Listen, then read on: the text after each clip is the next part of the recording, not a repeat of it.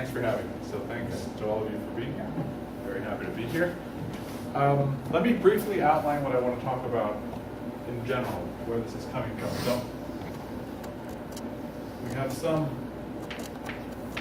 topological surface, which has a certain number of properties. So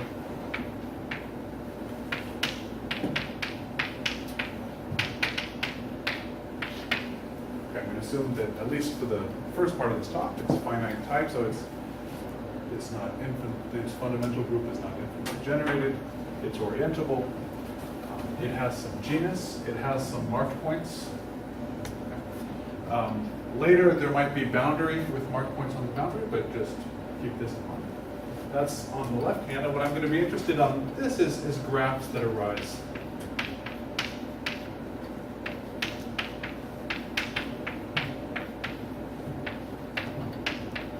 Which are related to curves, and curves here will always be simple. Curves and arcs. On this, I'll be much more precise about this in just a second. And in the back of my mind, what I'm thinking about and what is important here, and what we won't even see at all in the first part of the talk, is that related to this is the Teichmuller space of this. So what I'm thinking about here is Teichmuller space.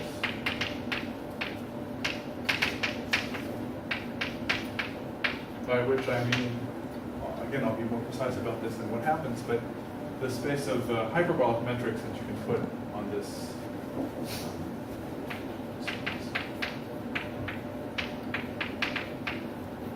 So, in the wide world, that name, hyperbolic metric, is not as universally well known as the sub-world under Third and Romoff. So, Right. So say what that is. Yeah, I'm going to be more precise about this. So, what is a hyperbolic metric? Just what is a hyperbolic metric?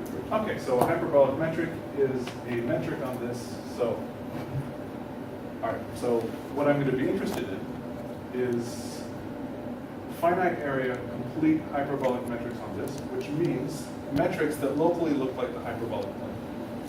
Okay, so constant curvature minus one metrics on this. I need to get the actual Teichmuller space, I need to quotient by some things and be precise about that. But so in this, you really mean you remove the points, those distinguished points, right. And on that open Exactly. surface, Exactly. put a complete metric that's finite. that has finite volume, so it doesn't go like that. Exactly. Okay. Exactly. But I'll be, again, I'll be precise. No, but about we this can one. say it right now. No need to introduce a word unless it's defined, especially when it's easy to define. Sure. Okay?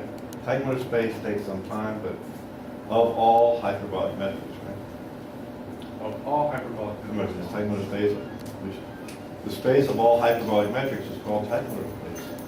When it's marked, when it's identified. That's right. So you have to mark, you have to quotient up to There's no things like that. But there's no, sorry? There's an equivalence relation. I mean, There's an in this equivalent. seminar, we don't introduce words unless we define them. No, And if they can be defined, and they can be, do it. No, I understand that. Well, we'll see. Okay, so the general setup, and what I want you to just think of this as sort of a moral thing at the moment, is that I'm interested in certain graphs on this, and later on we'll see how this relates to this space here. And later on we'll see how, because one of my ultimate goals is to get to what happens here when this surface is no longer a finite type. And what I want to show in that case is that here the geometry of the surface will play not only a moral role, but an actual concrete role. Okay, so just keep this in the back of your mind and let me get to some precise definitions. Okay, so the first graph I'm going to be interested in is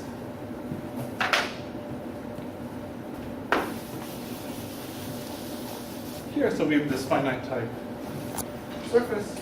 I'm going to assume that the Euler characteristic of this is negative. Okay, so, and I'm going to look at the following graph. Okay. I'll just call it the curve graph.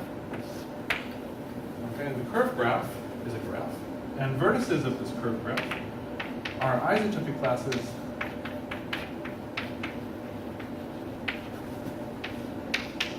simple closed curves. And I'm going to ask that they be essential. I'll tell you what that means in just a second. Which means that they don't bound either a point on the surface. They don't. That's not an essential curve. Okay, that's an actual point. Okay, or they don't bound one of the punctures, or one of the mark points. Okay, so these ones are non-essential, but everything else is essential. Sorry, this is the first kind again. It doesn't bound.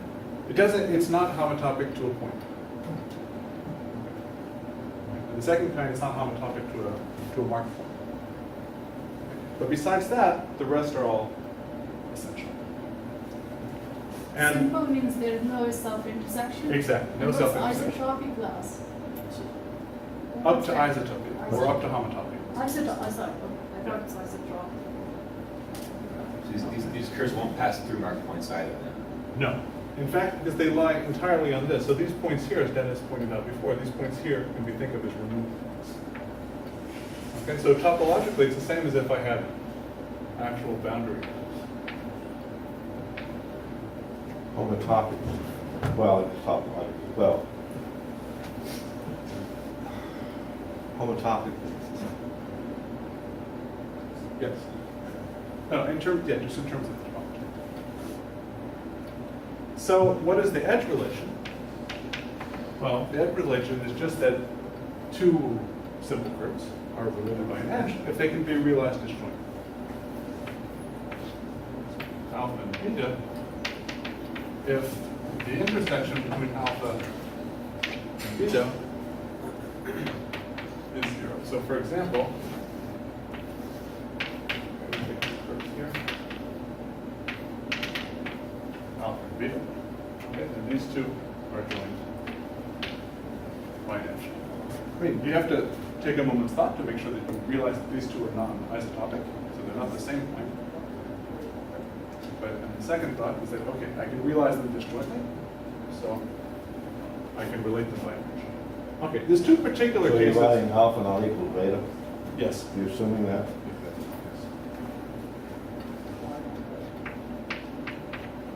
And alpha not isotopic.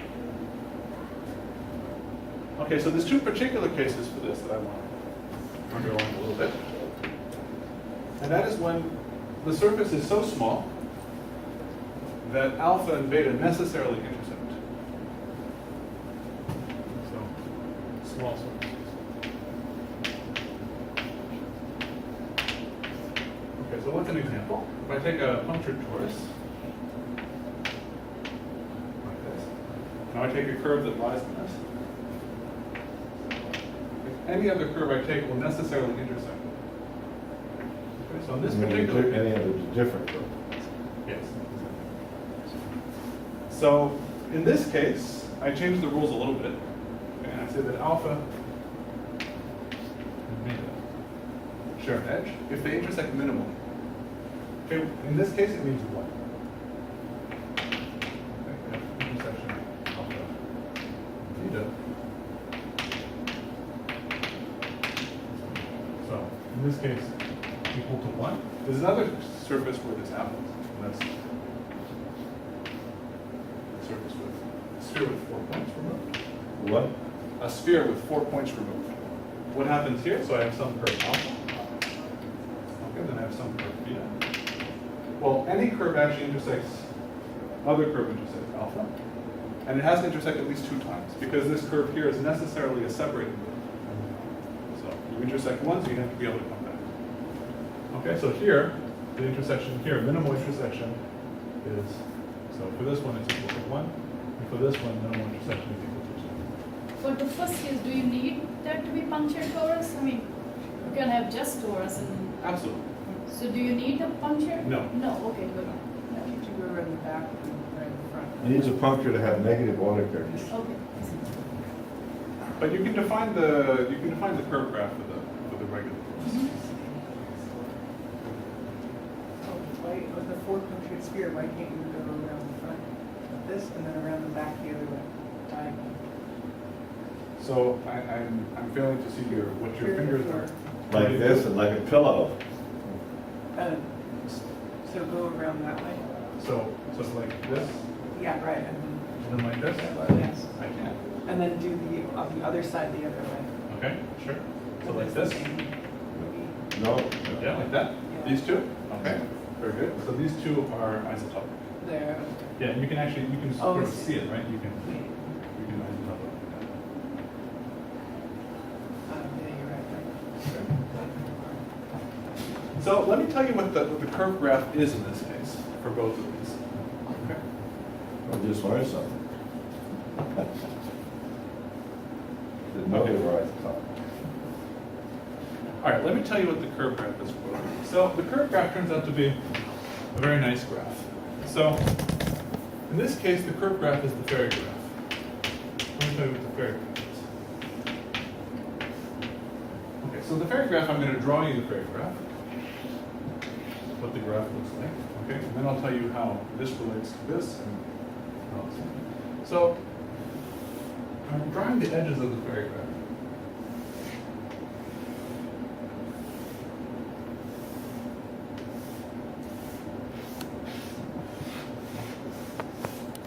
And I just sort of keep on going.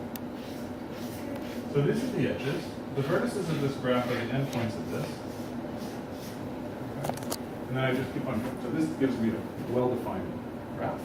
Okay. I've embedded it in a particular way in the plane. Okay. And what is this graph? This graph is isomorphic to the following graph. It's isomorphic to the graph where the vertices are rationals. I'm going to add one point, which is infinity, which I'm thinking of as 1 divided by 0. Okay, and the edge relation is this. So if I have PQ, RS, that I've written in minimal form, then I put an edge between them if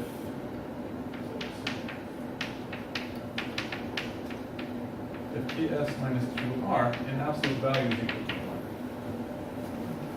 Okay, so this gives me a natural graph defined on the rationals.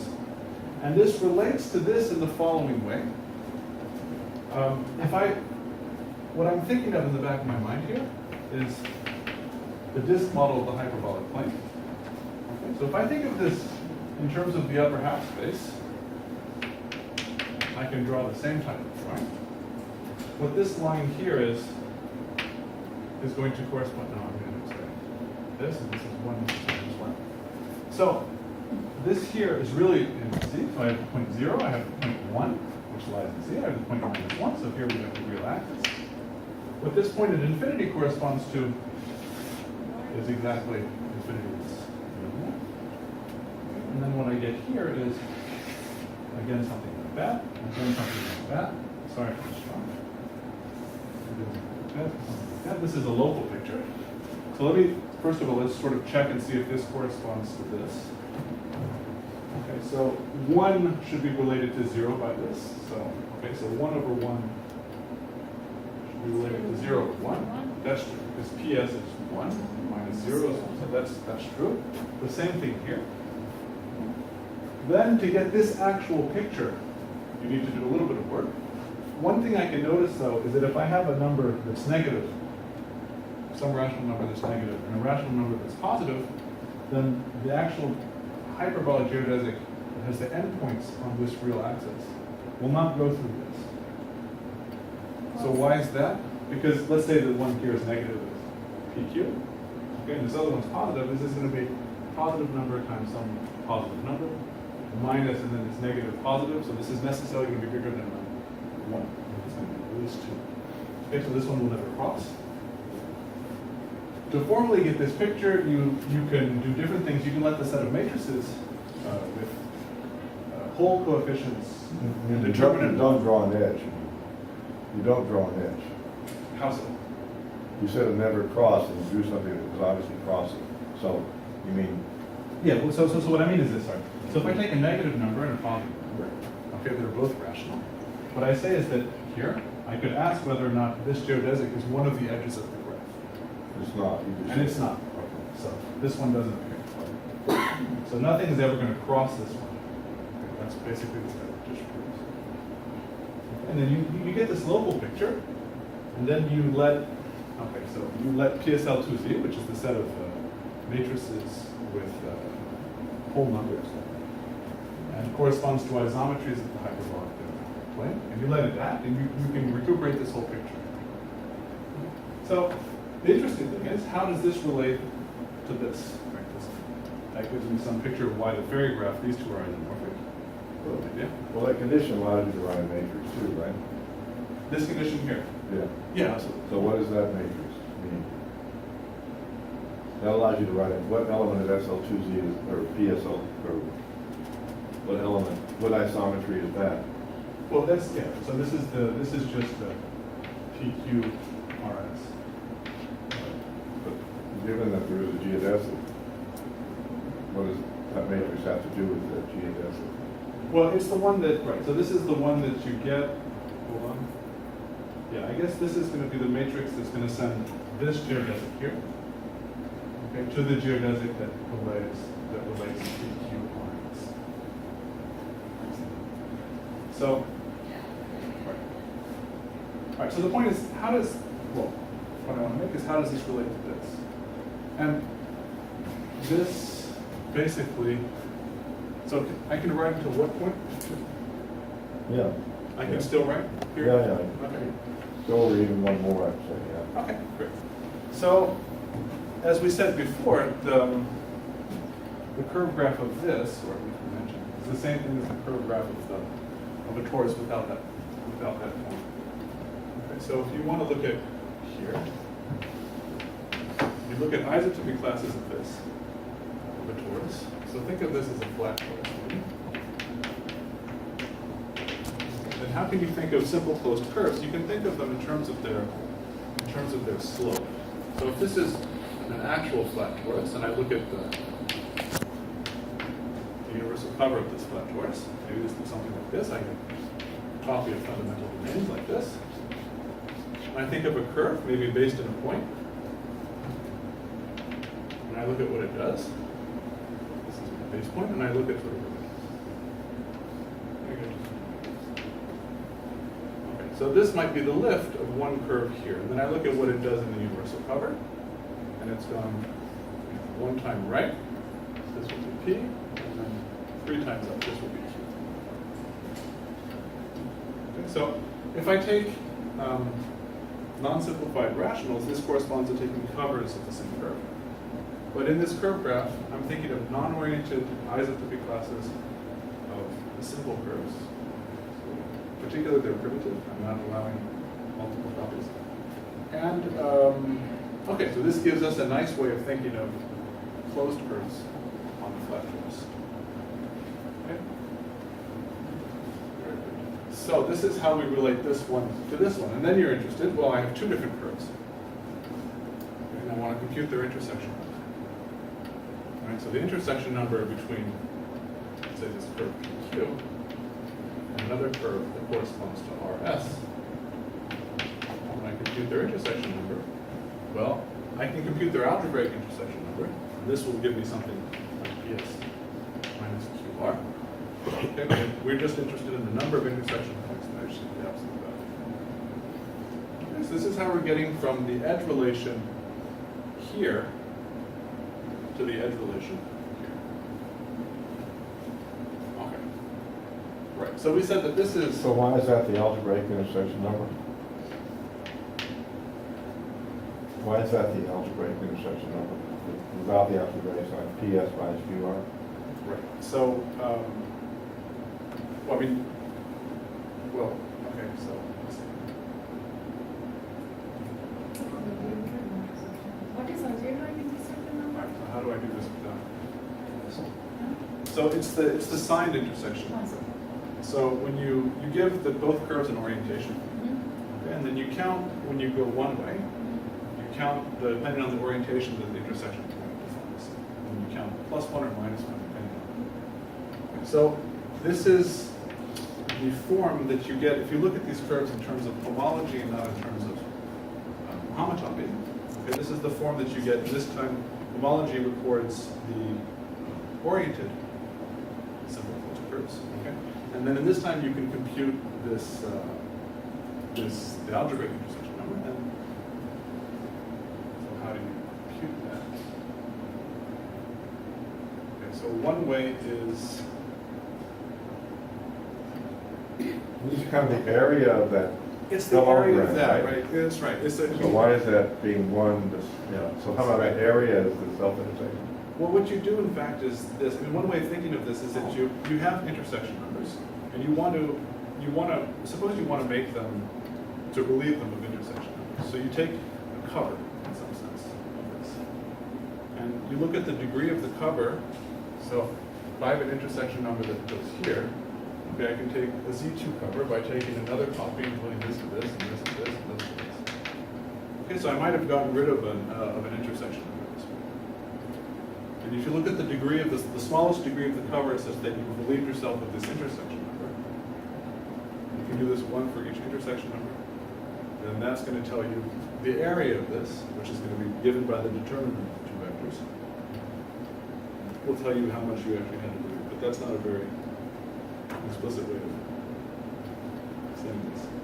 Yeah. For a picture, you can draw RS RS being much less steep than PQ.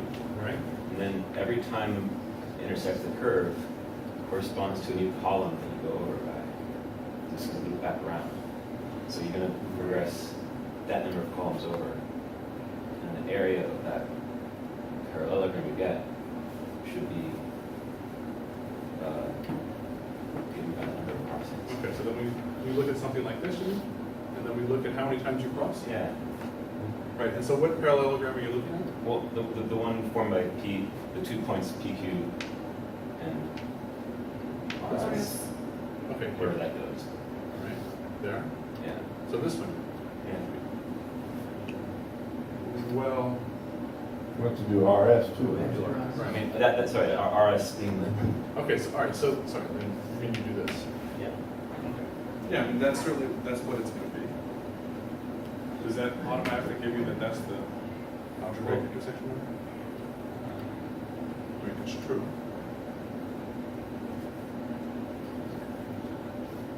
I guess you could.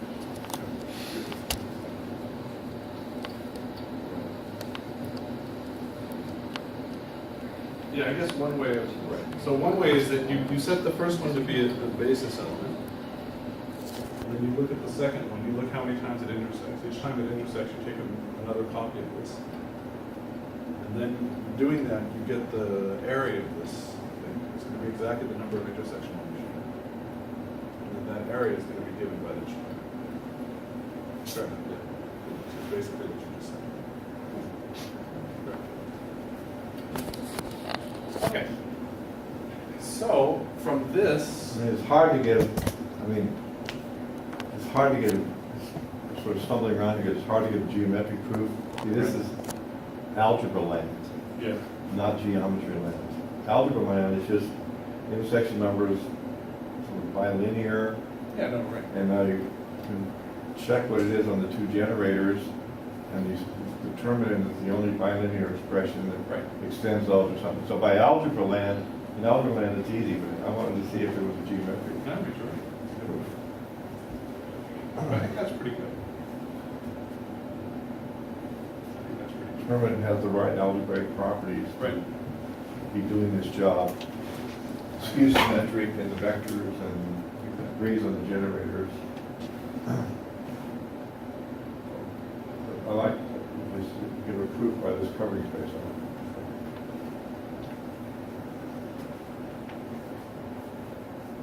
Okay, so what happens for the once punctured torus where you get the same picture?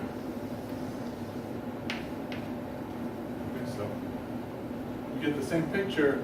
In fact, even though these two fundamental groups are really not the same in this case, it's a free group of two generators, fundamental group. So, but the set of simple curves coincide in terms of isotropic classes of simple curves that coincides. In fact, because in this case, what happens is exactly this relationship between homotopy and homology. That in this particular case, you can associate simple closed curves, non-oriented simple closed curves to unoriented homology classes. Okay, so you get this relationship again, and this whole framework continues to work. So how does this relate to this? Okay, so what I'm going to do right now is complete and total overkill on how we get from here to here.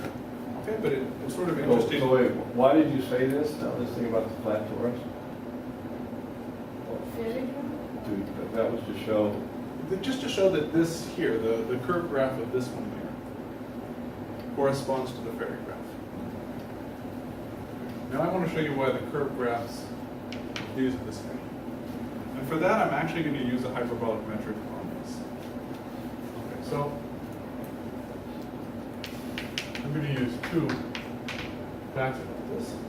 So the first fact is that now we fix.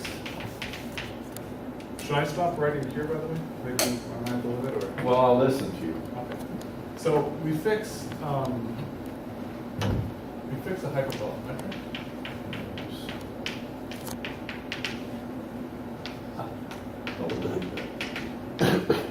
Okay. On, for instance, well, on any of these things. Okay, so.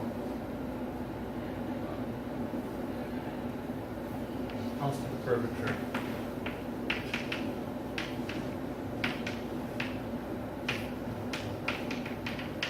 Metric where the curvature is -1. So In this case, I really don't know. I'm trying to keep track of everything you're saying. So Okay. you went to this puncture torus, and then you said this fact that embedded curves on the puncture torus that don't go around the puncture are just like embedded curves on the unpunctured torus. That's right.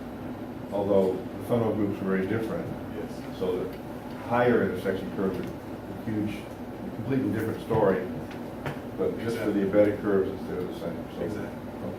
And now you're going to show it's still the same when you go to the pillow. Right. I mean, it has this same Graph. graph structure. They're not the same, but I'll show you how they're related through hyperbolic geometry. So, if I fix a metric on any of these surfaces, it doesn't have to be finite area, it just has to be some hyperbolic complete metric on the surface.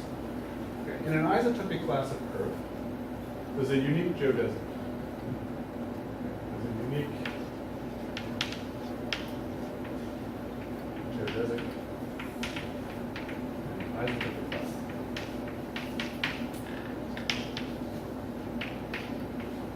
Okay, so why is this true? Well, hyperbolic metrics, they look like this. Locally, this gives you a picture of what the hyperbolic metric does. In one direction, it's curved one way, in the other direction, it's curved the other way.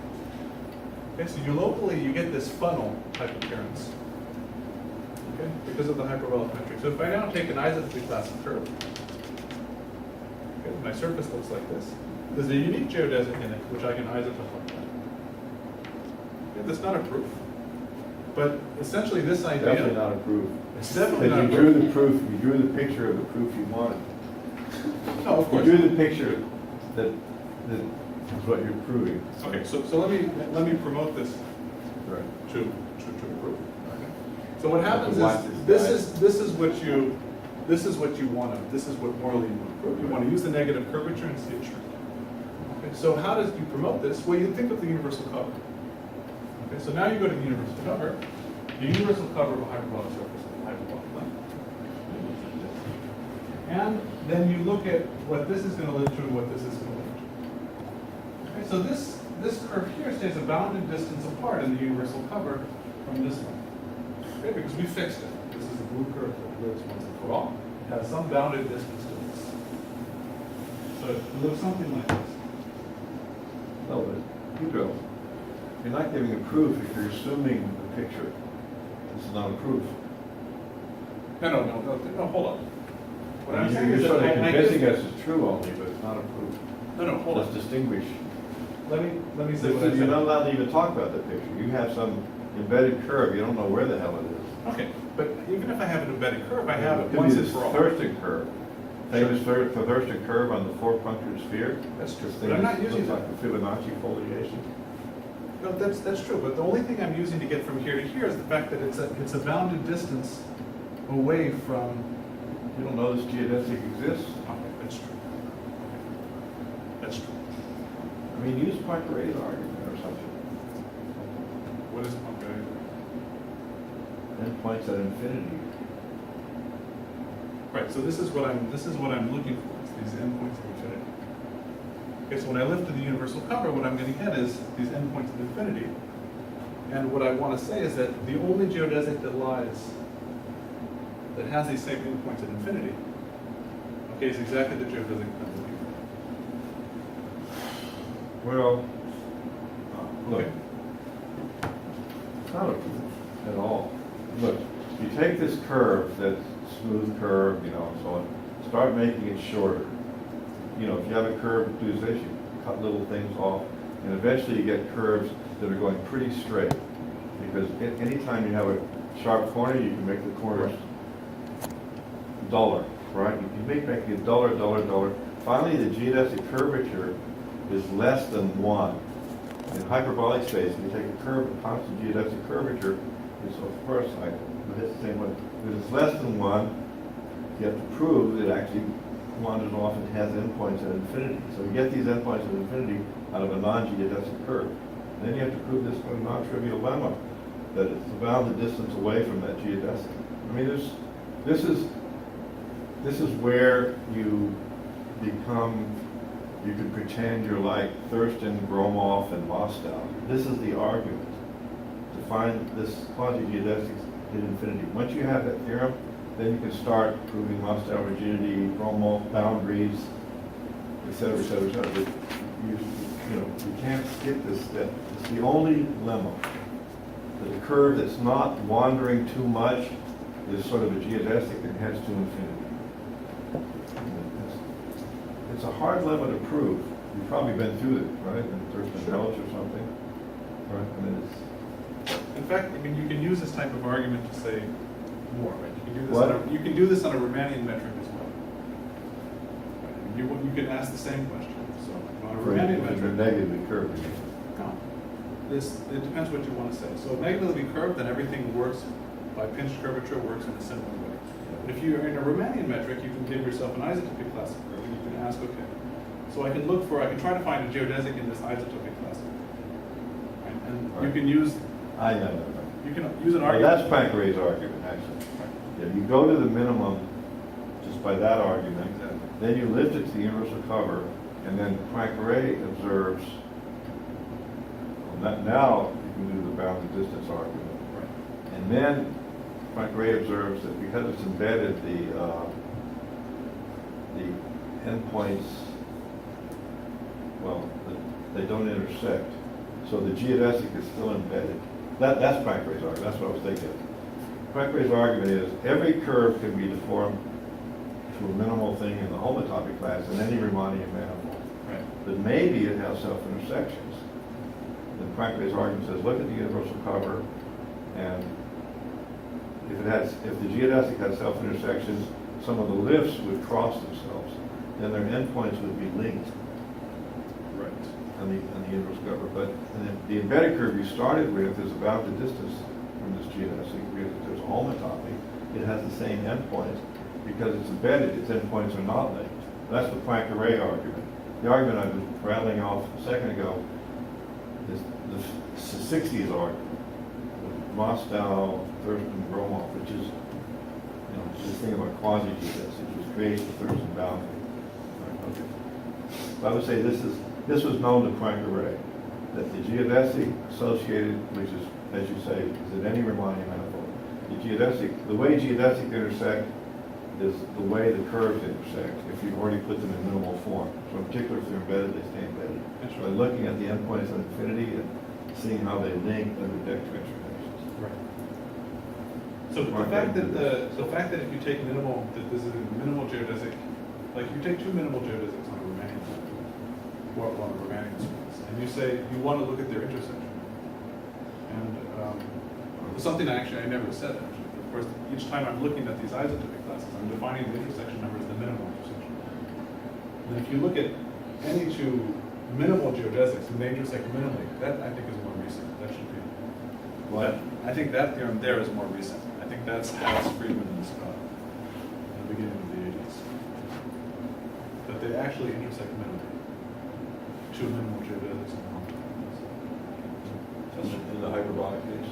no, in the Riemannian case. A surface. Yeah, Any for a surface. surface, yes. For surfaces. Yes. So what's the statement? So if you have two isotopic classes of curves, let's say simple, then the minimal geodesics in each of the isotopic classes, any two minimal geodesics in hyperbolic classes, intersect minimally. They realize that I minimal get to the intersection. counter thing. I- But just take a flat thing and put a mountain here, and then have a curve go like this, and have a curve go like this. That's They're right. two intersections. They're not home. You can hold the top and be disjointed. That's true. But exactly, let me show you why your counterexample is not a counterexample. So if you take this, you have something like this, and you have the first geodesic that goes around the mountain like this, and the second geodesic that goes around the mountain. No, I don't even have it, I don't have it going around like that. All right, so I just have it going around, it's embedded. It just goes around the mountain and goes off and does something else. And the other one goes like that, embedded, goes around and like that. These are, Okay. this was going down here and getting involved here, that was going up there and that's right. So my claim is that one of these two is not minimal. So why What do is you mean that? by, is the absolute minimum? Yes, it has to be an absolute minimum Oh, among you all didn't elements say of the that isotopic before. class. Minimum, you said. It said minimal length in the isotopic class. Absolute minimum. Yes. Not a local minimum.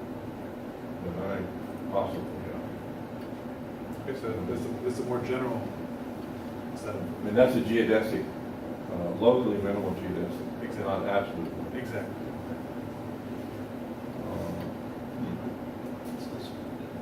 Sorry? That's also surprising. It's still surprising.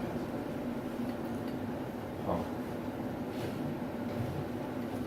Well, that's the thing about the paper about bygons. Right. Joel Haas, Friedman's in that paper? Yeah. Joel Haas and Friedman? I And think Peter it- Scott. Huh? Peter Scott. Scott. Peter Scott, and Friedman? Yeah. Okay. Okay, so what we've said is more than what I claimed here. You We've know, said so that- let me state that, that's a very useful theorem for those who care. And there's somebody who cares, not here, but who's going to watch this. The statement is if you have curves on a surface that don't intersect minimally, but it's not even a metric statement, then there has to be a bygone. See the bygone there, that almond-shaped thing? Where's the race there? Yeah, there. there. See There's the a bygone bygone. there? It's a topological almond-shaped thing. And these have to be discussed. They're good bygones and bad bygones. And there's a graduate student here named Chris Aratini. He should be here, but not here. He's writing his thesis. Who has a computer algorithm for producing, give him a curve, a surface, give him a word. He draws it in the fundamental domain, and the computer goes to a vertex and sees if there's a bygone and checks whether it's a good bygone. There's only finite many checks, and then does a simplification. And then with no bygones, that's a minimal program. So good bygone means that it bounds a puncture? Well, I mean, yes, it's the intersection point at one end, and you follow it along and see whether it closes up. Okay. I see. And it can be, it doesn't have to be embedded, it can wrap around. The universal cover has certain properties. Right. So Okay. it's very nice, it really works fast. Okay, And so, that's already from the 80s, that's even the next stage, but you don't have, you're treating all intersections, not just embedded. So Frank Ray understood embedded, and right. Friedman and Scott understood that. Okay, good. So with this in hand, let me just say that looking at, this is a useful fact. Looking at isotopic classes of simple closed curves is going to be equivalent in some sense, well, it's going to be strictly equivalent to looking at geodesic representatives on them. You fix some hyperbolic metric on it. You look at geodesic representatives, and all the intersection properties that you're going to see are exactly going to be the ones that you hoped for among minimal intersections for isotopic classes. Okay, so you can set up the whole thing just by taking a metric and looking at simple closed geodesics on that particular surface. That's the first. So you're saying you don't have to be hyperbolic. Is that what you just said? No, I said, in this case, I said, if you look at hyperbolic, then in this case the geodesics are unique. So they're minimum. So in this case, you can just look at simple closed geodesics on the hyperbolic metric. Right? In general, of course, there's a whole isotopic class. It's possibly like, for instance, on a flat torus, you have a whole bunch of parallel curves to any given geodesic. But in the hyperbolic case, you have a unique geodesic. So you can just look at the intersection properties of geodesics, simple closed geodesics on a fixed hyperbolic metric. Now here's fact 2, is that these two surfaces cover the same surface. Okay, so what surface do they cover? Well, naturally, this surface here has what's called an elliptic involution. Okay, so how does this come about? So if you look at this, Rotate the baby.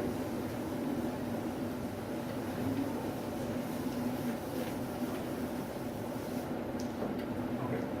So if I take a simple closed geodesic on this, okay, and I open it, what I get is one puncture here, and then there's two copies of this simple closed geodesic. This here, because of these two different copies, so I can break this down into symmetric pieces. Okay, I can find, maybe it's easier to think of this if this was an actual boundary curve. So let's do that. If this was an actual three-hole sphere, then I can find orthogonal paths that go from here to here, here to here, and here to here. Cut along them, and what I get is two hyperbolic polygons with right angles. And because this here, this length here, and this length here are the same, this turns out that this means that this length here and this length here on these two copies here is the same. So I get these two different symmetric ones, and from this I can promote this to a rotational isometry that brings this one here to this side. And just by simple computations in the hyperbolic. This actually turns out to also be a self-isometry of this. What you have to check is that the gluing coincides with the way it moves. So this point is sent to some point over here. And you have to make sure that this, when I glue back together again, this still remains an isometry, and it does. So you're saying any hyperbolic structure Yeah. on the puncture torus has this symmetry. Yes. And so what's nice is that I can quotient like this. And what do I get? That is a unique symmetry the way that I've drawn it. That requires proof, okay, but there's a unique symmetry, and I can quotient that. Aren't there three of them? No. You draw three of them? No, there's only one of them. Only one. So there's three fixed points, but there's only one symmetry the way I've drawn it. There's only one symmetry that has the three fixed. Three fixed points. So what I get here is this, well, this here goes to a point, and I get these three fixed points that look like this. So these become order 2 fixed points.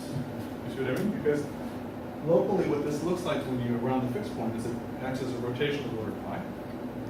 Okay, so I get a cone angle at each of these points. And this cone angle is of angle pi. This gives me a nice little picture. Okay, what's maybe not obvious is that this one also has a similar symmetry. And how does that work?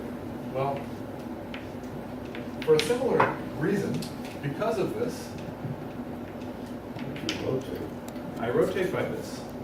once you rotate this way, I'm going to. okay, first you do that. But Okay, first I fine. rotate by that. Okay, fine. And what I get then is I have these 2 points of order 2 that appear here. So I have 2 points of order 2. And then this looks like this. Then I can rotate here, again by something of order pi, to get to something here, and now I have these 3 points. I could have started off by doing this. It turns out that these 2 isometries commute. Can I suggest that you back up a little bit and Sure. give the geometry of right angle hexagons, state these theorems about the two, because you kind of use that. That's not known in this classroom. Okay, sure. It's just, it's a building, it's a tool that allows you to sort of make all these arguments. Absolutely. So there's a very useful, where to start? So, okay, so maybe one of the goals is that you Thurston have, taught it to me, the master himself. okay, so if I have a hyperbolic hexagon in the hyperbolic plane, but it all has right angles, All right. what I want to say is that ABC determine this hexagon uniquely up to isometry. So there's different ways I can prove this, okay? But there's another very useful relationship which is somewhat simpler, which is this. Okay, so if I look at a hyperbolic pentagon, I can take two lengths here, say x, y, then they also relate exactly, and the lengths x and y determine exactly the z. So to prove something like this, you can prove something like this. So if you look at the hyperbolic sinus of x and you multiply it times the hyperbolic sinus of y, what you get is an expression for the hyperbolic cosinus of z. So there's different ways you can prove this. But the nicest way I find is to do this by looking at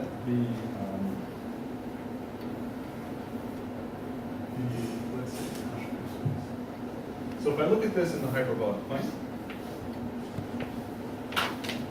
maybe I have something like this, and maybe in this model for hyperbolic plane, I have something like this. I can get from one to another, so how should I do this?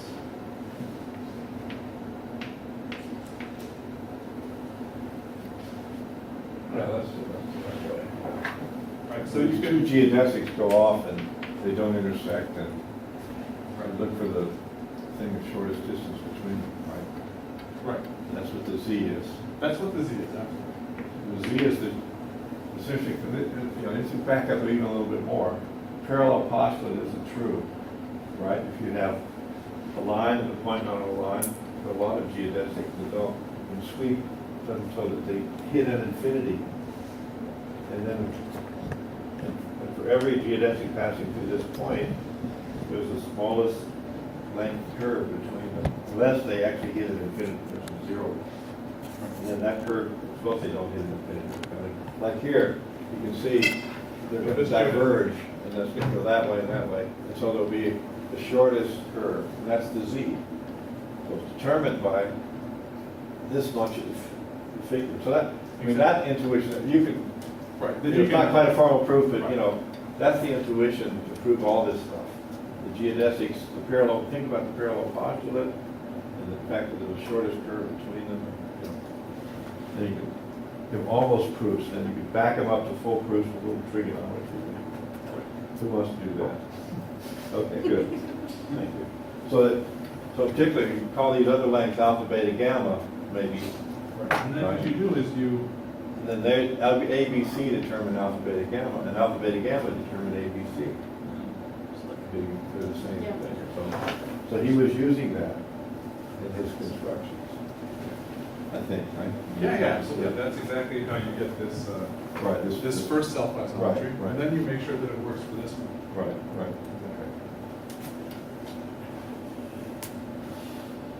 Great Okay. stuff. So when you get to this, The tailors know this.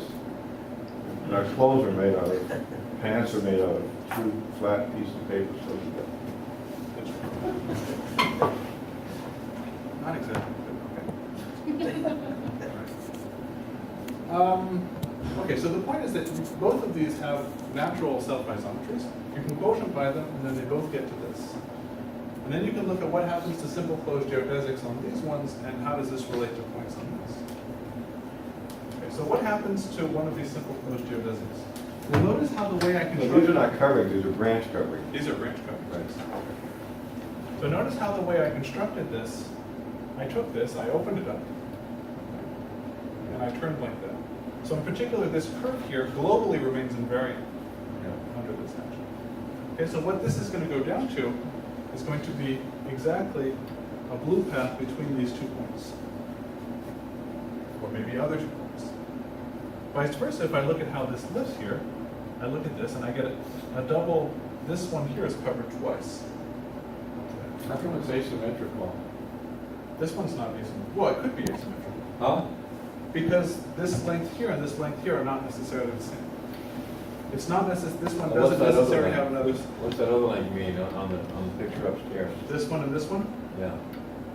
So this one here is going to correspond to something like this.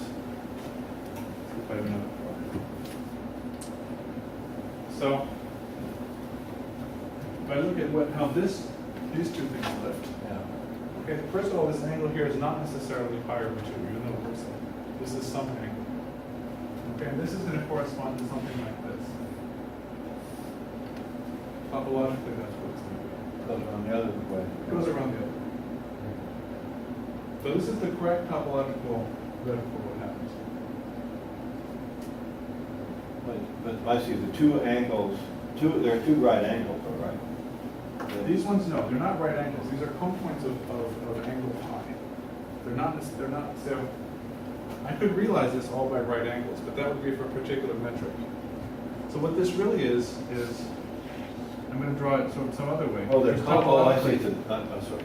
It doesn't have boundary. It's a double of that thing, pillow thing. Yeah. Yeah, exactly. So Okay. these are compoints. Okay. They have total angle pi. All three of these are called. All three of these are compoints. And this here, if this here was a cusp to begin with, so this is what Dennis was talking about, 2 geodesics that meet, and then I closed them up to get a cusp. So can those angles be read at the angle of intersection between blue and Yeah, white up exactly. there? These are the, so They these don't ones- intersect at right angles. Huh? No, this is some angle theta, and this angle here is the same as this angle. Okay, fine. So what's interesting here is that if this is length, let's put it this way, if this is length L, then this here, the length of the blue geodesic is length 2L. So what happens here? What is this? So if I look at this blue geodesic as my first original one, when I quotient here, it goes down by half. And then I quotient here again, it goes down by a quarter. So if I move this one up here, I get something of length 2L. And then I go up here and I get something of length 4. What was the second step? I'm sort of not paying attention to this. So first you flipped around the blue, That's right. and then what did you do next? So what I did was this.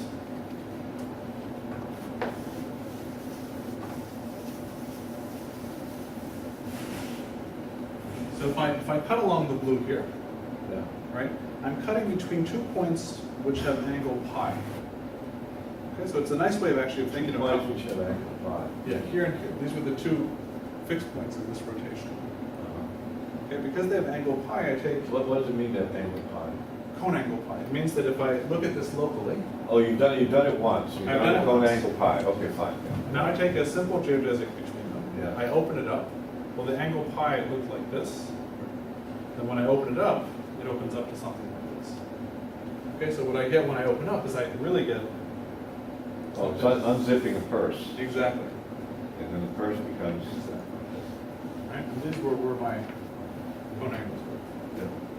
And again, we get one of these pairs of pants. So again, by this same symmetry argument, this also has a self-isometry.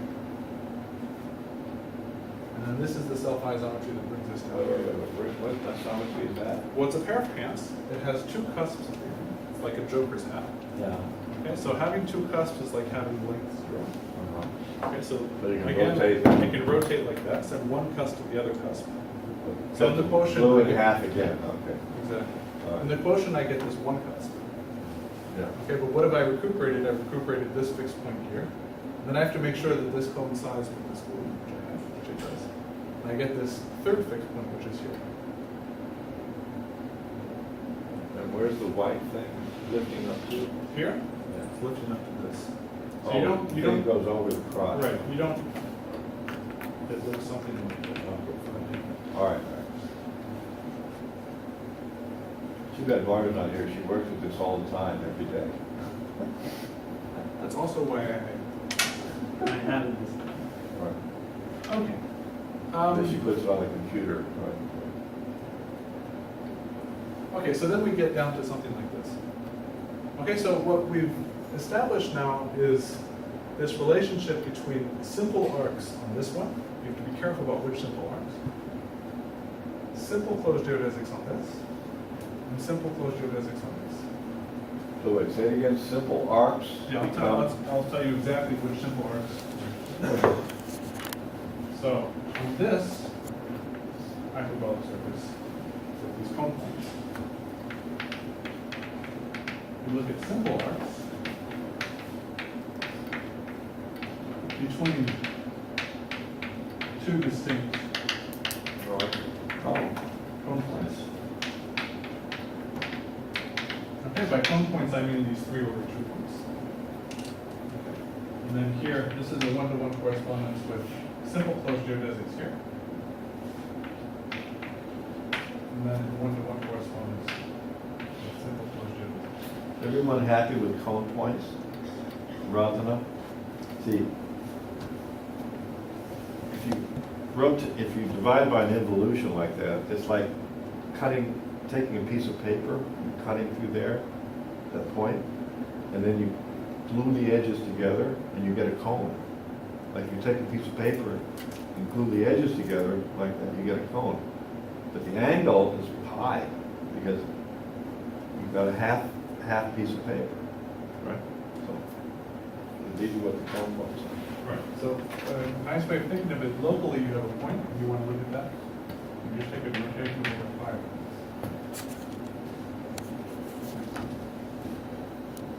As long as I'll tell you my one-line proof of Poincare conjecture that uses cone points. So I won't say it to But anybody. you don't, you kept it secret. It was 2 in the morning and I couldn't call anybody to check the proof. It was too late. And to live all night with this one-line proof of Poincare. Terrible. All right. Email in those days. So let me, let's see, what do I want to say about this? Let me,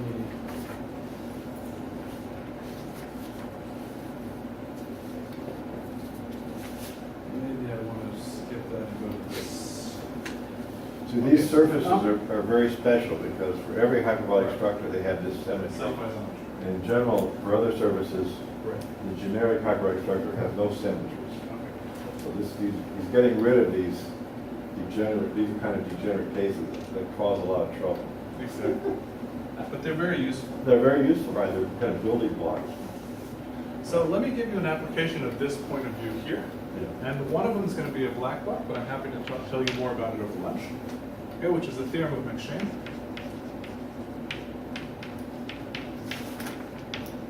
Okay, which says that if I look at all simple closed geodesics, McShane. Greg McShane, yeah, McShane, yeah. So if I look at all simple closed geodesics on the once-punctured torus, and I look at 1 over the sum of 1 plus the exponential of L, where L is the length of that simple closed geodesic, okay, this is always equal to 1/2. Okay. So with this point of view here, what you get automatically is that you get the same identities for this one and for this one, up to some scaling factor, right? So then this is also equal to the sum on this pillow surface of 1 over 1 plus the exponential L divided by 2. And then this is also equal to the sum over this other one, exponential 2L. Is that right? Or am I doing this backwards? No, that shouldn't be right. So hold on. So this is L. Right, so this one has to relate to this one by multiplying times 2. So if this one here, the sum of this L, right, if this is my base one, this is L, and this one here is L over 2. Okay. So then that means that I have to sum over the 1 times 1 is 2L. And The then first here, identity translates into 2 other Exactly. identities Exactly. because of these covering. Okay. So what does this have to do with these graphs that we were looking at, well, we'll see in just a second. What I'm going to use here is just the fairy graph, and I'm going to tell you a little bit more about these graphs.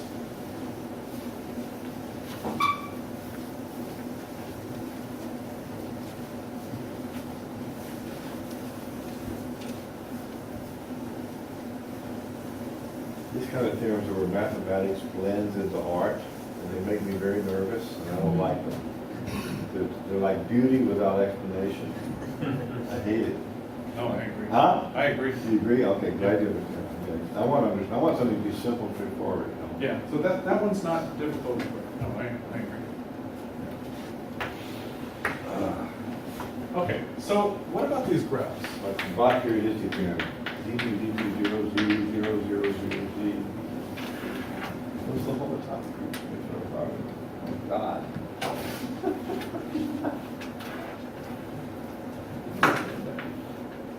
All right, so the first property of these curved graphs and everything, all of these, is that they're connected.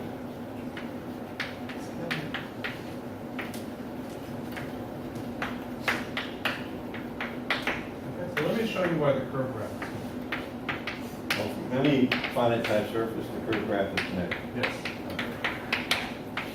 They're all connected. Okay, so let me tell you why. So, Cameraman, what's the bathroom? Huh? No, I take one from. It's bring the work. camera.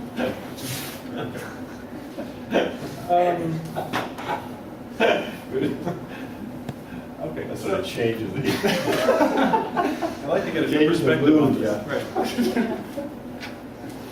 Okay, so why are these things connected? Well, let me give you, this is actually quite easy as to why this is connected. This is an actual proof. This is an actual proof. If you have to draw two pictures and I'll only draw one, I'll let you draw two. Okay, so if I have some curve. So all these graphs, not just the ones you've been playing with? All of them. Okay. All of them. But in particular, the graphs that I've been playing with are also connected by the same curve. So I have alpha, this is some curve, and I have beta, some curve that intersects it.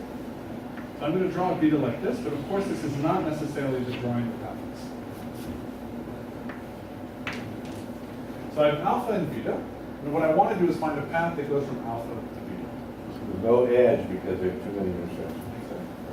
So what I want to do in the fairy graph is find a sequence of curves that intersect alpha once.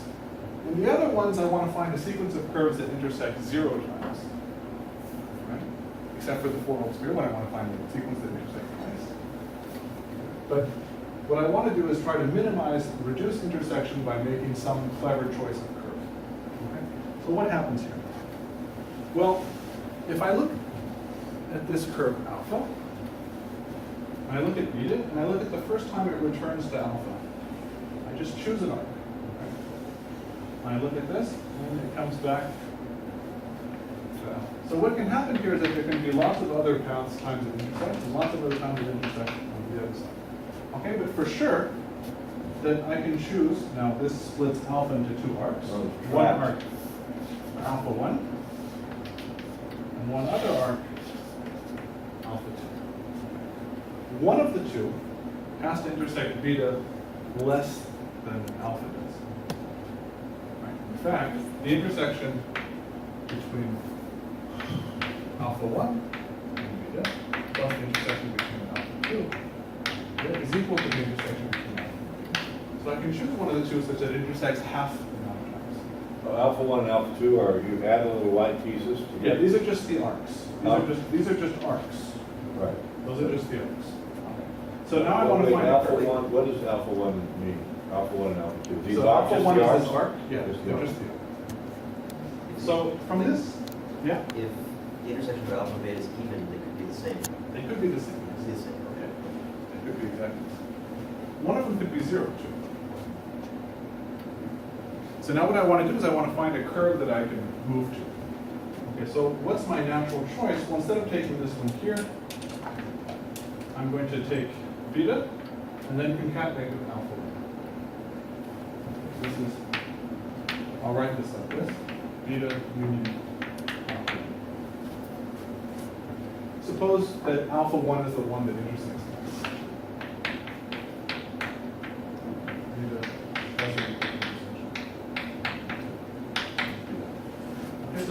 intersection between, So when beta concatenated with alpha 1? Yeah. We're supposing alpha 1's the left. Yeah. Okay, fine. Beta's the blue thing? beta's the, no, beta's the whole curve. Huh? Beta's the whole curve, yeah, sorry, you're right, hold on, yeah. Yeah, what I mean is this. Good point. Let's say beta hat, and this is gonna be the new, this part, beta hat. Beta hat.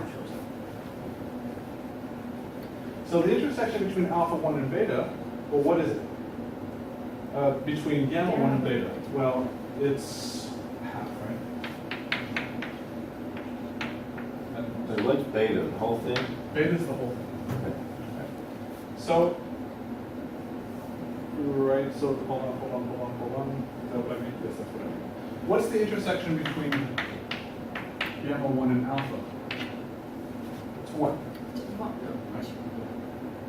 I mean, it's at most 1. In fact, it's exactly 1. It's at most 1. There are 4 symbols on the board now. That's beyond my length. Gamma, alpha, beta 1, and beta bar. Beta and beta bar. That's right. 4 So symbols. beta bar is the some arc of beta that I've chosen. Yeah, I know, but I mean, just show me the picture what you're saying. I Okay. don't need the symbols. So here is, well, I had a third color. Well, maybe this is red. No, it's not. This here, this curve that I'm drawing here, is gamma 1. what curve is it? It's the one that you get by concatenating beta bar with alpha. With 1. alpha. With alpha 1. This Yeah. is 2R. Okay, so I've chosen this curve, and it has 2 properties. It intersects Well, beta wait, less. you show me with the picture what the argument is. I can't look at the symbols and translate it into the picture, so just directly go to the picture. So I look around alpha, and I look at where beta intersects the most times. But which, you keep talking about these symbols. What, oh, you look at where beta intersects, that beta intersecting curve. Yeah, okay, fine. And then, and do that, yeah, got that. See, I had 2 choices. I could have gone the other way around. Right? But I chose the one This where, is less. which had more intersections than I can get rid of. So the result is that this curve here intersects alpha 1 time, and it intersects beta much less than alpha did. So remember the definition of the curve graph. This curve, in general, does not share an edge with alpha, does not share an edge with beta. Well, it's closer to beta. But it's closer to beta. And what it looks like, just take the case of closeness, it looks something like this. Here's alpha, here's gamma 1. And then I'm getting somewhere close. So you could have said all this without introducing any notation. Draw this picture, take the arc that has least, draw that thing, and then say, now why does it have less intersection with beta than alpha did? Because I chose it. I No, chose why? it. No, but why did it have less? I mean, that picture is just a picture. I mean, Well, because the intersection between alpha and beta is either along the arc alpha 1 or along the arc alpha 2. It's on both arcs. So I chose the one where there was the most. Yeah. And that's the arc I chose. why to does that go- yellow thing or whatever it is have that? I mean, show me what is the intersection with beta? Oh, it's Here. homotopic to, that's the thing, homotopic Yes, to the to the blue and the concatenation. white. Okay, Yeah. fine. Okay, fine. Does that make sense? Done, you're But done. you made an intersection. You're done. Beta over way over there though. No, I didn't. So you didn't need No, I to didn't. even draw that. You could just say the blue plus the white has smaller intersections with beta than alpha did. And it has But one that's what I intersection did with say. alpha. So the curve that I'm looking at is something that looks like this and it comes down like that. Right, so I can draw it in a way that it doesn't intersect beta at any other points, besides the ones that it has here. Okay, so the one that has minimal intersection won't intersect it more than the number of intersection points in beta, because I'm using one of its arcs. Now, you could have you should have just drawn this picture and said, look, that curve clearly has one intersection with alpha, That's true. right? And it has smaller number of That's right. intersections with beta. Right. Now, And you're many done, others. without all these symbols and stuff. Okay, but that's what I started off with. You're in French, you have to write precise arguments of this. which involves simplicial. Okay. So now so by deduction, Well, you're now I wanna- closer. I'm much closer, but let me just point out why I'm much closer. Is that because, well, either alpha and gamma 1 were actually in a fairy graph, one of these small surfaces, in which case I am done, right? Or I'm not. But what I want to claim is that alpha and gamma 1 are very close, because I can just find a curve delta that's disjoint from both alpha and gamma 1. And just by looking at regular neighborhood. No, if it's disconnected, take 2 points of them away. All right. I mean, there's different ways of doing this. Okay, but in particular, you can just notice that alpha in the fairy graph, in the curve graph, I have alpha. Here I have gamma 1. This one might not share an edge, but it certainly shares an edge with this delta, and then I can get the 1.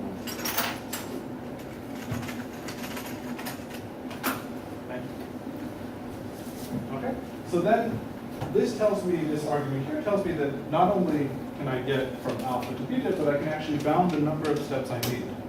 Right, each time I'm reducing intersection by about 2, so it takes me some logarithmic number of steps to get from alpha to beta. And by factor 2. By factor, logarithmic base 2. Okay. Okay, so in particular, the fairy graphs are connected as well. All right, so now for the Pants graph. I haven't introduced this yet. Isn't this a general argument? The one you gave here? Yeah, well, no, it's not a general argument, because I have to make sure what happens if, for instance, on the four-hole sphere, and this picture doesn't make sense anymore, then every arc is going to look something like this. So in that case, what I have to do is I have to choose arcs and use a similar argument, and then reduce the intersection number. Another argument. Right, there's another argument, but it's the same argument only with a different picture. You have to draw two different pictures. But at that point, you start repeating this argument, once you've done that. Right, exactly. Okay. So, Well, I see, it's harder in this than in the more complicated surfaces, right? Because either they intersect or you use these arguments, Right. or they don't intersect, in which you give yourself. exactly. You There's have to more deal proof. with the Exactly. cases where they have to intersect, really, Exactly. the use case. Yeah. So these are the use cases. Okay. So, so these graphs are very good. So what I want to talk about now is a related graph, which is I'm going to use what we saw in the fairy graph plus what we saw in the curve graph. Okay, this is the Pants graph.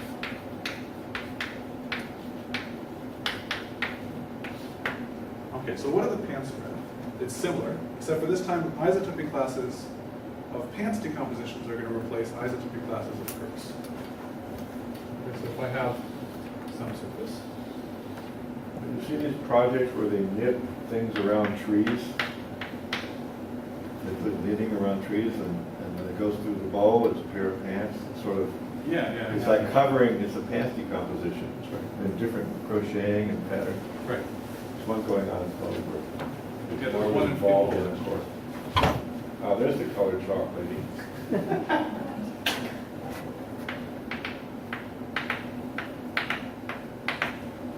Okay, so is everybody comfortable with the definition of a Pants decomposition? Or, so I'm just going to write it down. It's going to be some collection of curves. Right? I can count them in terms of the topology.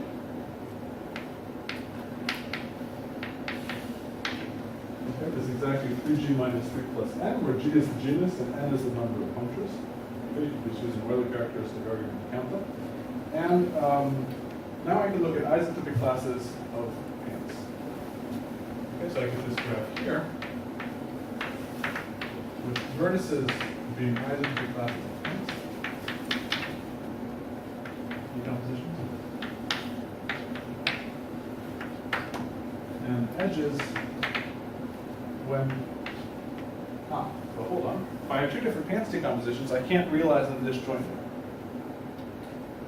Yeah. Okay, so it's isotopic classes of the sequences of these Collections of collections. Sorry, Okay. collections of. So this whole thing is a Panstick combination. Right, so taking an isotopic class for each one of these, right? That's right, exactly. And again, you can think of this in terms of the hyperbolic surfaces as geodesic Panstick compositions. Okay, so when do I relate two different Panstick compositions? Well, there's different ways I could define this edge relation. Certainly not disjoint, because they're necessarily going to intersect. So I can ask that they intersect minimally. That's also not a very good idea, because you want to know what minimally means. So what I'm going to ask is that they look all the same except for the one curve. And I'm going to add another condition. So P and Q are one curve apart. And I look at the area where they don't have that curve in common. So let's say it's this one, for instance. So when I erase this curve, maybe P looks like this, and then Q is some other curve. Well, I'm only going to relate them if they intersect minimally within this little curve graph. And then something like this. Okay, so that one there is P, that one there is Q, and then the rest of the curves they have in common. So this is what's called an, right, so that. And then the other possibility I could have is that maybe they would have this one in common, so locally they would all look the same, except for this one curve here. Okay, and then what I'm going to ask So is that these- the other curve intersects We've the curve. compared this for these two cases. right? Exactly. Good luck. Carefully.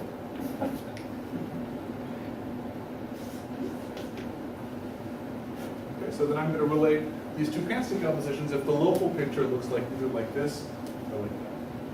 And that's when I put this edge relationship. And these two different ways of moving, I call these elementary moves. You can call them whatever you want. Well, they agree except in these special surfaces that we're Right. discussing. I'd like to point out that I could also ask that they agree except for, they agree up to these two curves. Okay? And they could be whatever they want. That would give me a different graph, which is very different from the one I get here. Okay, but I'm asking that they agree except for these two curves and they intersect minimally. Well, with you their add local that picture. precisely. Yeah. You're not going to put a whole bunch of arcs between the two. No, exactly. So there's things you can remark about this. In particular, this is, so the curve graph is generally locally infinite graph. Okay, the Pan's graph is 2. This is less obvious. So the curve graph, you can sort of see why it's locally infinite already in the case of the torus, because you can imagine something like this. And then you can imagine a curve that intersects like crazy and comes around. It's so simple. But in this case here, maybe it's less obvious to imagine. But in fact, I can do the same drawing, but instead of going like that, I can go like this.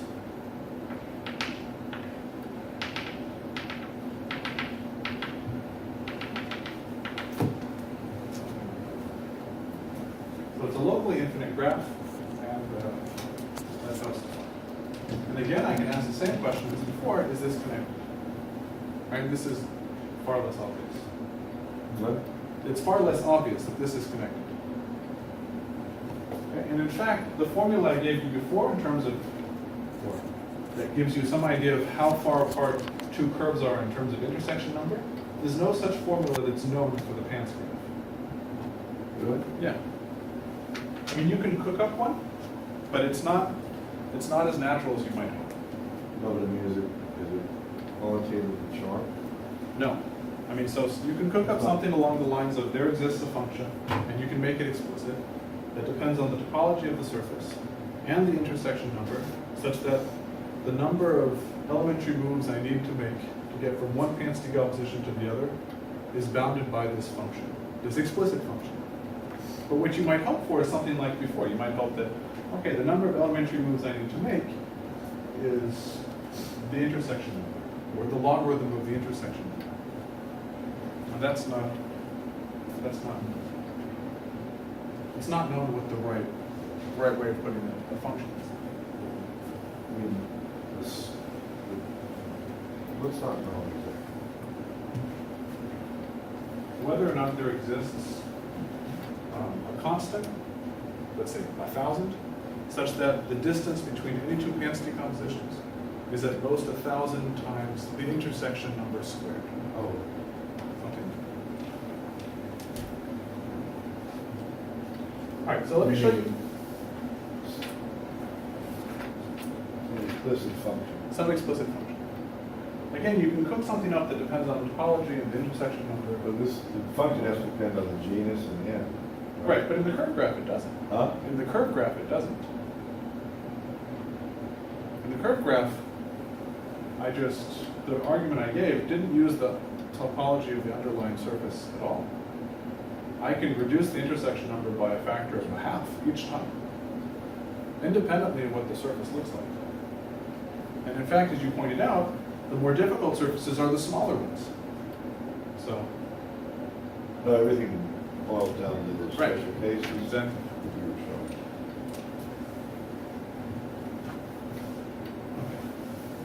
so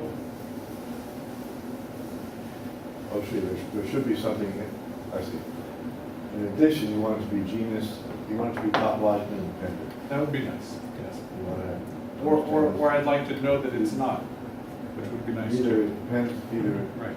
And there could be two different bounds. There could be one bound that doesn't depend on topology, like exponential intersection number, and there could be a bound that depends on topology, but that's logarithmic in the intersection. Right. What was the end of that again? It's the number of mark points. Oh, my. Yeah. So exactly the number of elements in a Pan's decomposition, I'm just going to use this notation. This is the complexity.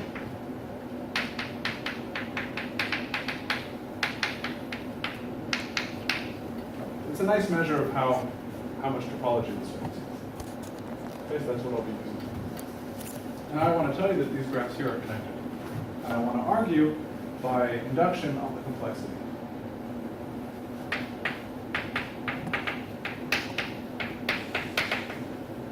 and then we'll go to lunch. And then we'll go. Oh, right, yeah, by the way, just tell me to stop it. Just feel free to tell me to stop. I did, no, You will. I will, imagine. So there's no analogous start removing intersection Not really. argument at all, No, at all?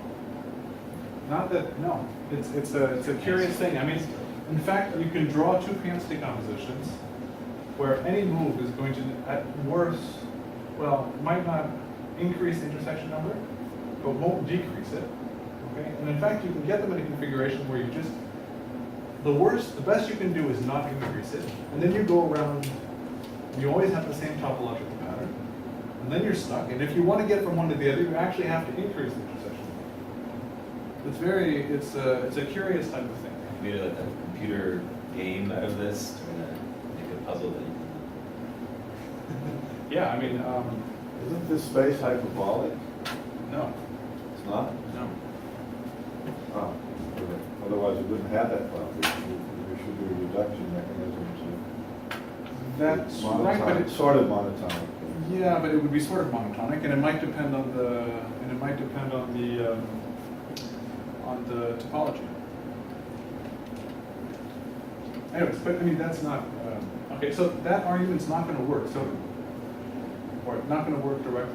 So let's try to prove it by induction on this. So what are the complexity one surfaces? Well, we've seen them. These are the surfaces that have one curve in the Pan's decomposition. So complexity one is either this or this.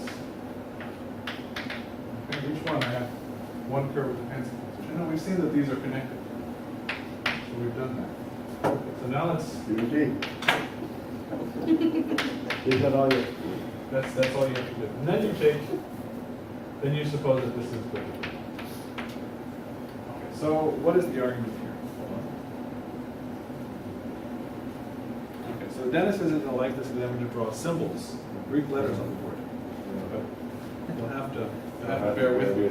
Yeah. Okay, so I'm going to take a Pan's decomposition and another Pan's decomposition. I'm going to write them down in terms of their curves.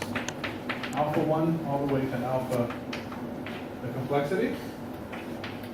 And the other one is beta 1 over beta the complexity. So,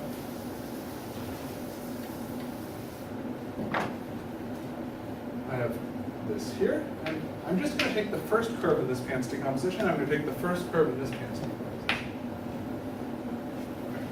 So if I take just these two curves, then I know that in the curve graph, not in the Pan's graph, but in the curve graph I can find a path that goes from 1 to 1. So I take some path, this lies in the curve graph that goes from 1 to 1. And I'm going to be a little bit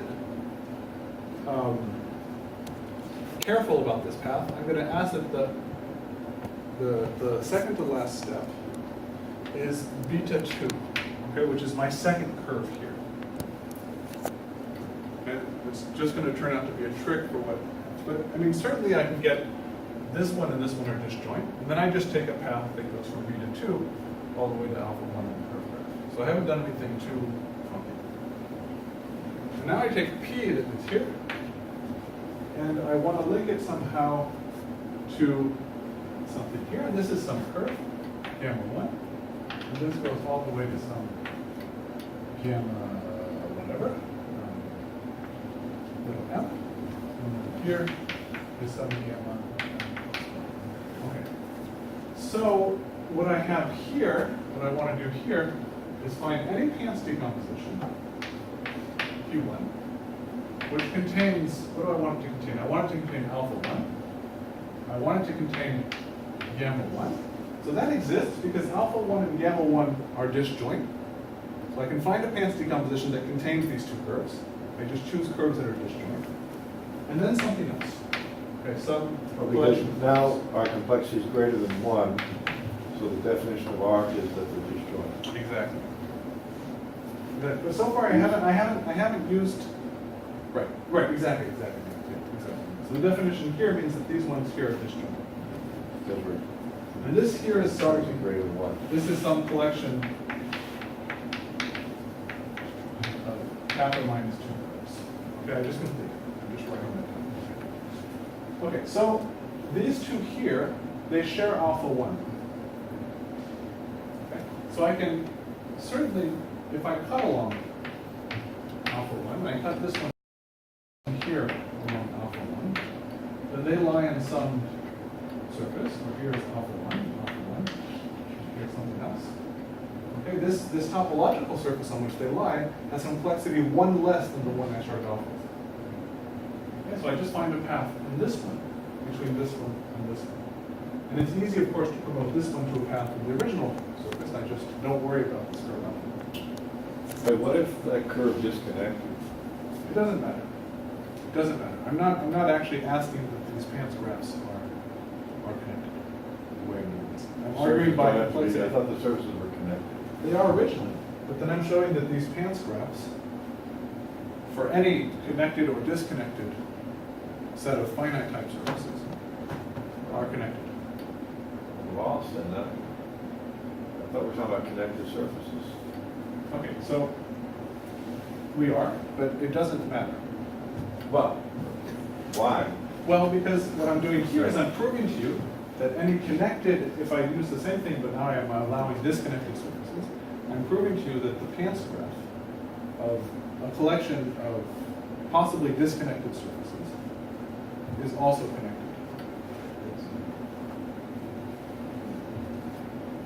Well, it would be a Cartesian product, or disconnected, sort of.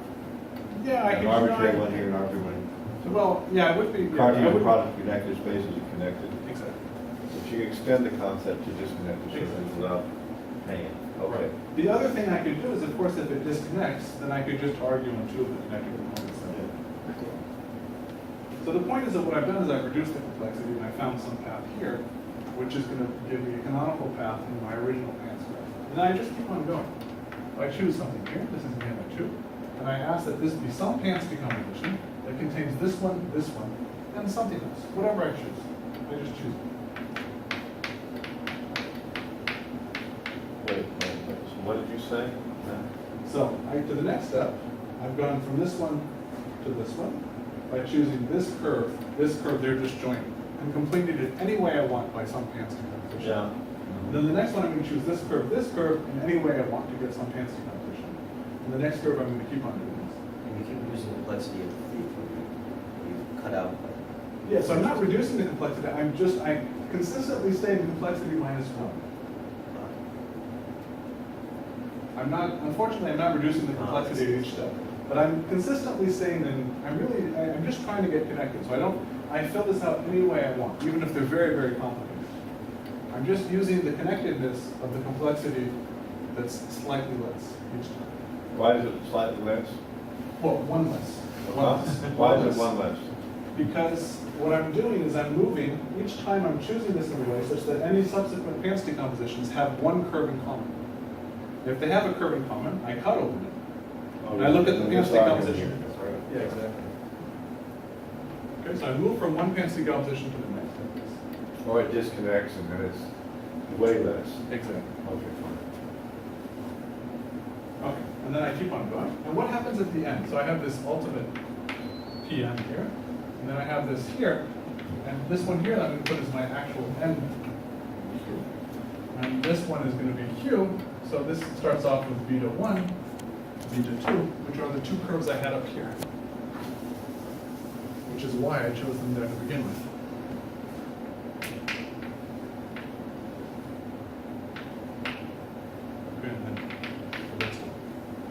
And then again, this one also has beta 2, and so I can get from this one to this one.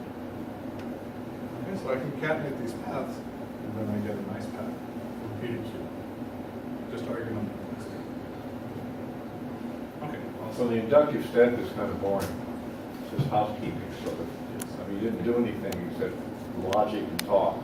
exactly. The work is really in the first part of your lecture. I agree, but in fact, the connectedness of the curve graph is pretty obvious. This is actually, in a way, this logic and talk is more difficult than the curve graph. But you're right. What I'm doing is I'm scooping all the difficulty, getting rid of it in some sense. I'm scooping all the hands-on bit by pushing that towards the using the induction. And I'm curious about how you can replace that induction with the hands-on argument. You want But- minimal. I want to be able to give two Pants decompositions and find some nice path that goes from one to the other. It's going to be a very long path. It could be a very long path, but But you don't want to have a bound on how it. right. I want to be able to say, you give me two Pants decompositions, they intersect 500 times. Okay, will I find a sequence of elementary moves that's at most 23,000? So are these trivalent graphs with little groups in them or something? They organize like that? Well, you can organize them. So if you quotient up to homeomorphism, that sort of gives you yeah. I mean, so what Dennis is saying is that dual for Pants decomposition, you can look at this. It's like a tree that Right. you connected like little bows, Right. connected little Exactly. branches, endpoints together. Right. But right. So what you do is for each pair of Pants, for each pair of Pants, you put a vertex. And you join two vertices if they share a curve. And if they share several curves, you join them like this. So what you get here is a nice trivalent graph.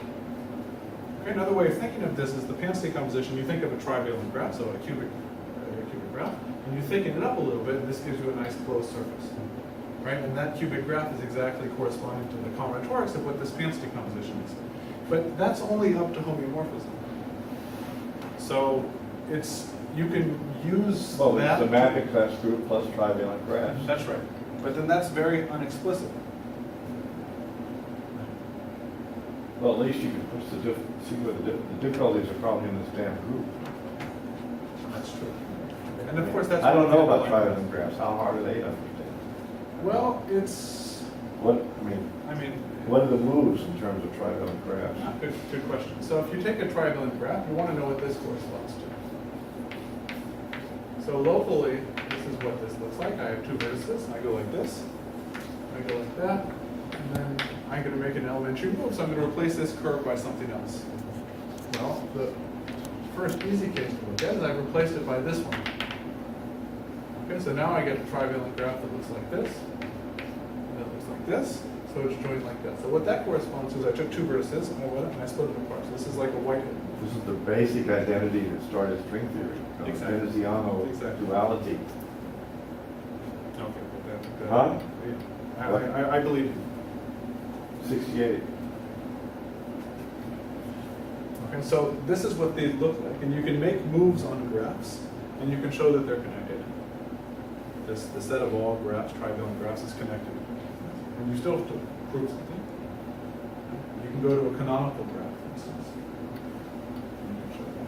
And from that, you can use the mapping class group to try and get the connectedness of this, but I claim that this proof is still easier.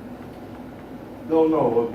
Well, you wanted things explicit, so that, I mean, you wanted some explicit things. Right. So this is intention. Can you get explicit paths in the space? No, you're right. Trivalent The problem is triad? that you have to have control on intersection number, and I don't have any control on intersection number.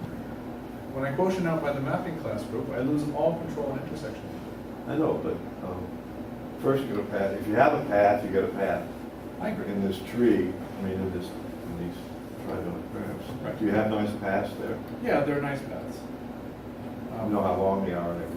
Right. That was like your math club talk a little bit, right? Yeah, a little bit, yeah. So you can look at the diameters of this space, how many different moves you can make. That's right. So you can do things like that. So you have but again, it's going to depend on topology. So there's a lot of these graphs. So there's I'm nostalgic for the math club level of talk. You want to put in the mapping class group? you put the mapping class. Right, well, it's in there.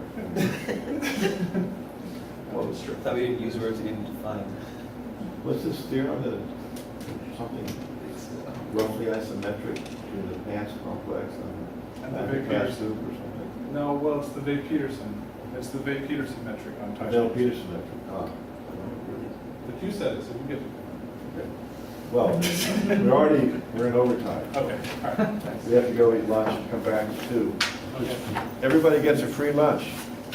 Today, there is such a thing as a free lunch.